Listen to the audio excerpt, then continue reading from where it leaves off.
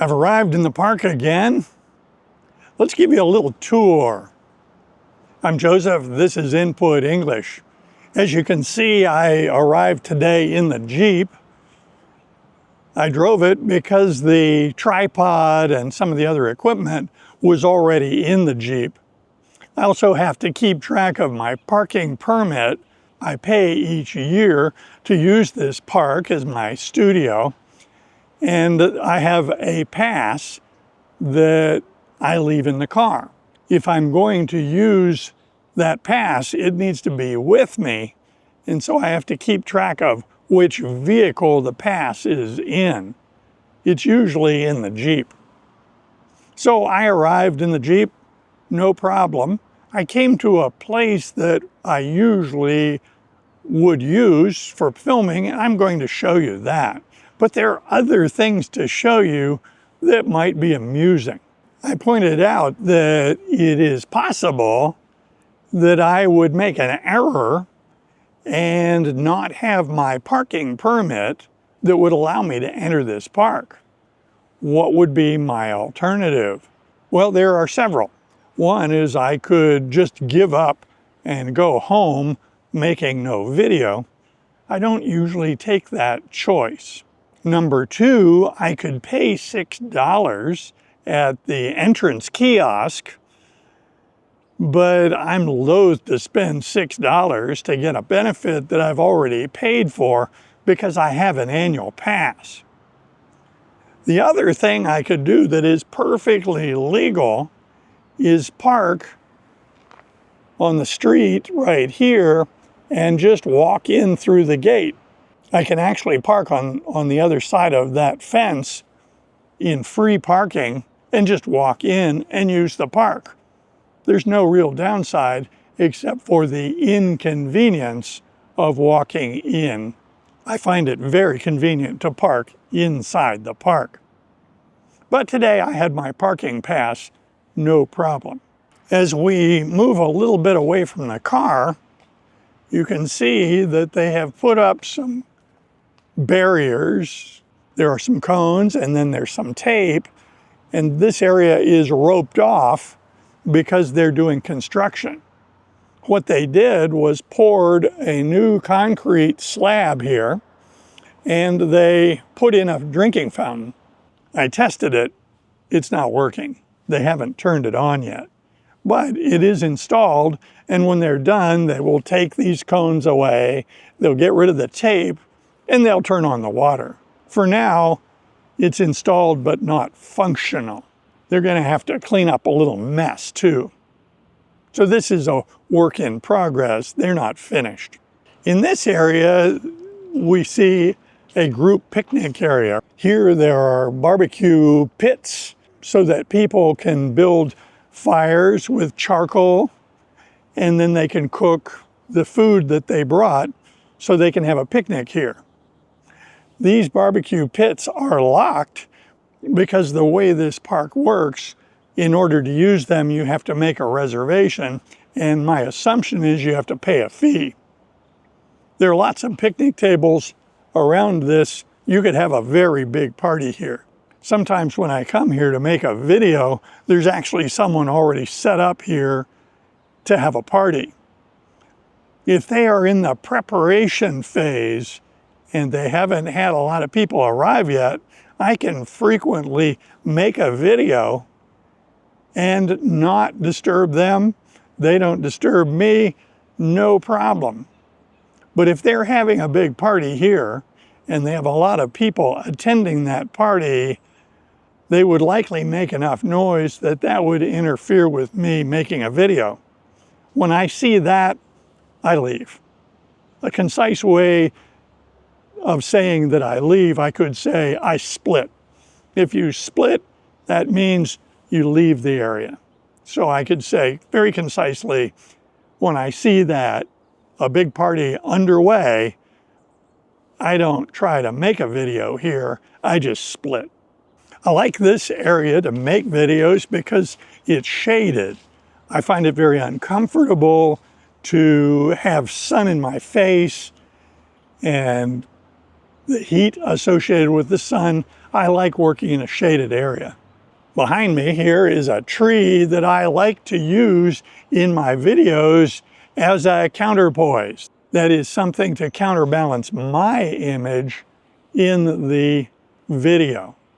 A lot of the trees here are very interesting to look at and have an interesting shape, and I like to use them in my background compositions to make presentable images for you.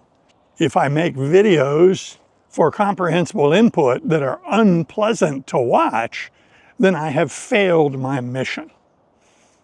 As I turn around here, there's another tree that is very interesting in its shape. I find that tree to be very beautiful, and it's frequently featured in my videos. What I observe about this area of the park, or the whole park really, is that it is its own little community. There are people who come here regularly, and I see them. Sometimes I wave. I see people who work in the park because it's their job. I see people walking here to get exercise, to get out of doors, who probably live in the neighborhood within easy walking distance of here. There are several retirees who use walkers to get around. They move very slowly and they make their way up and down these streets as part of their exercise program. I usually wave to those people. Sometimes I see someone with a caregiver.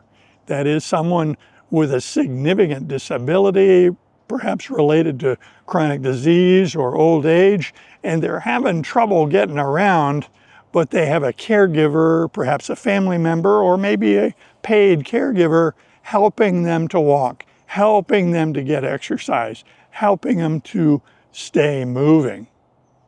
I find that very heartwarming, and I usually wave to those people as well.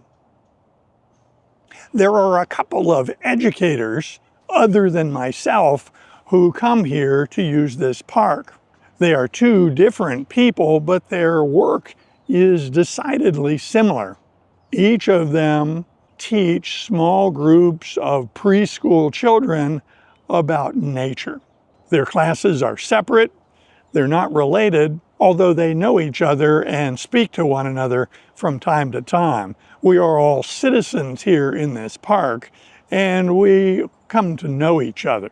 I have seen the two of them talking when they were not teaching. You could say they were comparing notes. They were comparing their experiences and talking about ways to make things more successful. One of these ladies tends to have her class in this area, and the other one tends to have her class in the other area. And in both cases, their classes move around day to day, and even during a class session, they may change locations. The next thing I'm going to show you is somewhat related to this activity of teaching preschool children in this area. Since I'm very familiar with this area, when something is different, I notice it. Right here, you can see a cone, an orange cone that's marked an area off. Something is marked by that cone. It didn't fall off a truck. It was put there on purpose. So when I saw that cone, I investigated. I looked very closely and I discovered why the cone was placed. That cone has been placed on top of a yellow jacket nest. Yellow jackets are insects.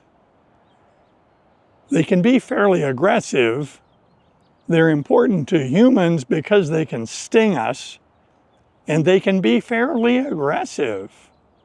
If one is teaching preschool children in a park, it is incumbent upon that teacher to be aware of risks to the children, including a yellow jacket nest. It would be very bad if one or more children were stung by yellow jackets because the teacher was unaware of the risk. Here we have evidence that the park has marked that nest. Now, what they're going to do to eradicate it, I have no idea. One could dig it up and destroy the nest. I suppose you could use some sort of poison. Another approach would be to simply mark it and let people understand that getting too close to it would be ill-advised. I really like that last approach because it includes an attitude of live and let live. Not everything that is a problem to us needs to be eradicated. So it is possible that that cone will stay there for the rest of the year until that nest is no longer active. I would welcome that. It's marked. The risk to people is minimal. And certainly the ladies who use this as their classroom will be well aware of the significance of that cone. They are familiar with dealing with this problem. As I move down here, away from the yellow jacket nest, I approach something that occurs every year. Every year this park sets up a pageant of lights for display, and you can see some of these light displays are applied right here. There seem to be hundreds of these, and they're placed in various locations in this park. Around the holiday season, the park opens in the evening so that families can drive their automobiles through the park and let everyone in the family see these light displays. They come in lots of shapes. They've installed some arches so that the cars drive through an arch covered with lights. There's a dinosaur not too far from here. I don't recall what these depict, but a lot of them have pictures of animals or characters. Now, I don't object to these, but when I choose my location for making a video, I don't usually put one of these light displays in the background. Why? Well, because I don't want it to be a distraction. If I'm making a video for Comprehensible Input, I don't want there to be a distraction that actually interferes with people paying attention to the content. Also nearby that light display, you can see this line of little boxes at ground level. So what are those? Well, these are generically referred to as utility boxes, and they can contain a lot of things.